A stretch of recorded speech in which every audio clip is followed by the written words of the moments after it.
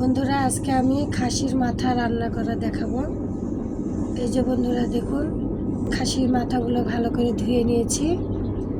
আর এই যে এটা এরকম কালার দেখছেন, এটা হলো আমি আলাদা জল গরম করে এটার সাথে এই জিভা থাকে, জিভা সেটাকে আমি জল গরম করে উপরের ছালটা, জিহ্বার উপরের ছালটা তুলে নিয়েছি, দিয়ে ভালো করে ধুয়ে পরিষ্কার করে নিয়েছি।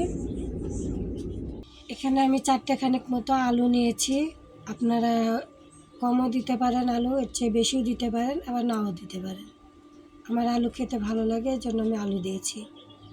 এখানে বড় বড় সাইজের পেঁয়াজ নিয়েছি, 7-8টের মতো পেঁয়াজ নিয়েছি আমি। তো বন্ধুরা ব্লেন্ডারে আমি মশলা করে নিয়েছি। ব্লেন্ডারের খাপটা খুলে আপনাদেরকে দেখাচ্ছি। এই যে আমি মিহি করে ব্লেন্ডারে ব্লেন্ড করে নিয়েছি মশলা। এখানে আদা, জিরা, রসুন, ধনে সব একসাথে মিক্সচার করে বেটে নিয়েছি। আপনারা পাটায়ও বেটে নিতে পারেন। তো এখন আমি রান্না শুরু করব। তো বন্ধুরা কড়াই ভালো করে ধুয়ে চুলায় বসিয়ে দিয়েছি। কড়াই গরম হয়ে গেছে। এখন আমি সয়াবিন তেল দিয়ে দেব।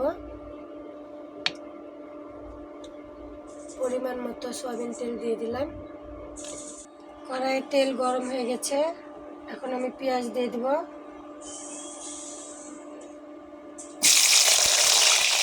পেঁয়াজ আমি লাল লাল করে ভেজে নেব। ভালো করে নেড়ে নেড়ে পেঁয়াজগুলো ভেজে নিতে হবে।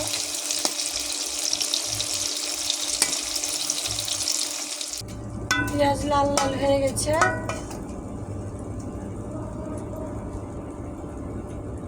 এখন আমি একসাথে বাটা মশলাগুলো দিয়ে দেব। এই মশলার সাথে একটু জল দিয়েছি, ভালো করে কষানো যাবে বলে। আমি 1 চামচ লবণ দিয়ে দিলাম। লবণ কম হবে বলে আরও 1 চামচ দিয়ে দিলাম। 2 চামচ মতো লবণ দিয়ে দিলাম।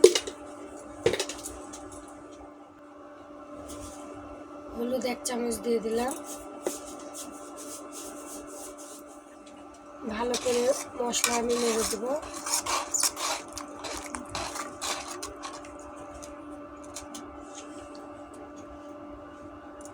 মশলা নেড়ে নেড়ে কষিয়ে নেব। পরিমাণ মতো মরিচের গুঁড়ো দিয়ে দিলাম। আপনারা যে যেমন ঝাল খাবেন সেই হিসাবে আপনারা মরিচ দেবেন। আবার একটু নেড়ে দিলাম ভালো করে।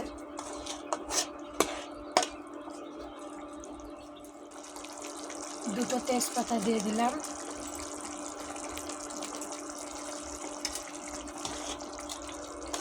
নেড়ে দিলাম। বন্ধুরা আপনারা সবসময় মাংস রান্না করলে বাটা মশলা দিয়ে রান্না করার চেষ্টা করবেন। গুঁড়া মশলার চেয়ে বাটা মশলাতে বেশি তরকারি স্বাদ হয়। ভালো করে নেড়ে নেড়ে আমি কষিয়ে নেব। বন্ধুরা মশলা আমি আবারও ভালো করে নেড়ে দেব।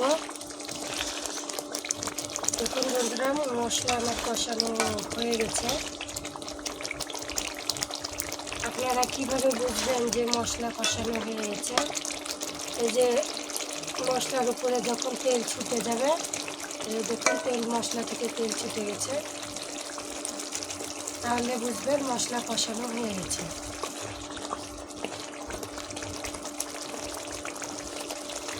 এখন আমি খাসির মাথাগুলো দিয়ে দেবো।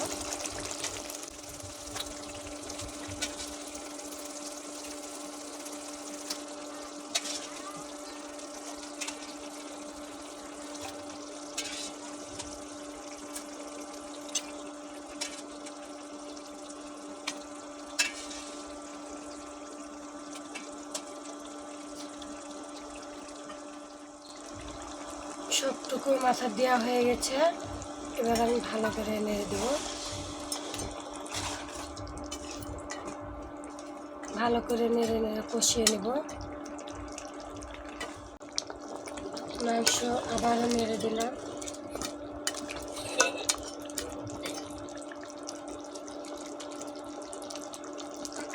আলু দিয়ে দিলাম।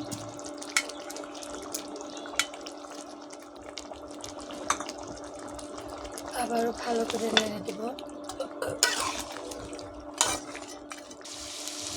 তরকারি আবারও নেড়ে দিলাম। দেখুন বন্ধুরা, খাসির মাথা কষানো হয়ে গেছে।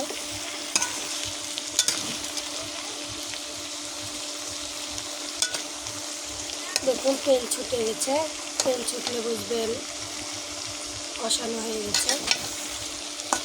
এখন আমি জল দিয়ে দেবো,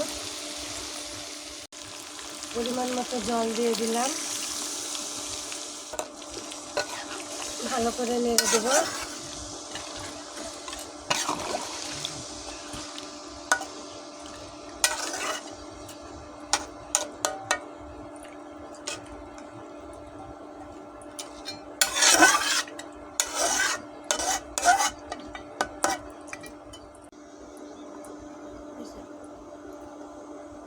বন্ধুরা, খাসির মাথার ঘেলো আগে দিবেন না, তরকারিতে যখন ঝোল দিয়ে দিবেন, যখন ঝোল ফুটে উঠবে তখন আপনারা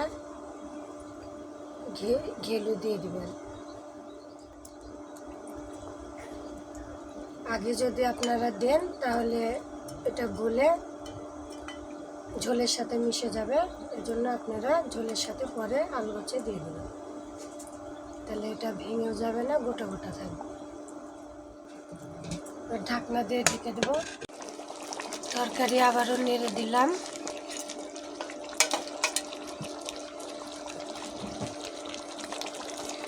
তরকারি আমার হয়ে এসছে। দেখুন আলু সিদ্ধ হয়ে গেছে। আমি একটা আলু ভেঙে দেখাচ্ছি।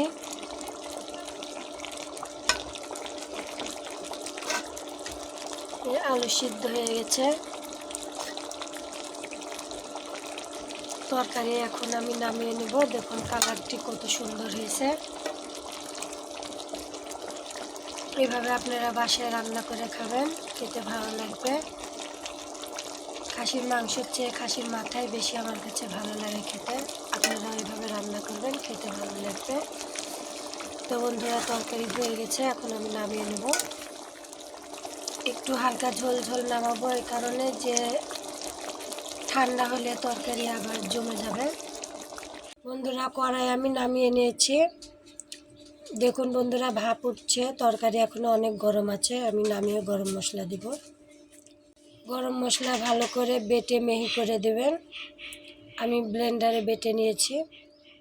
এখন ভালো করে নেড়ে দেব।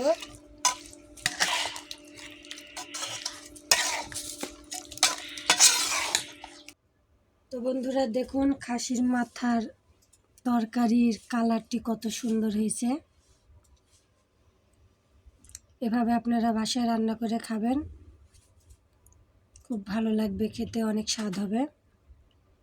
তো নিত্য নতুন রেসিপি পেতে চ্যানেলটি সাবস্ক্রাইব করুন, পাশে থাকা বেল আইকনটি ক্লিক করে দেবেন।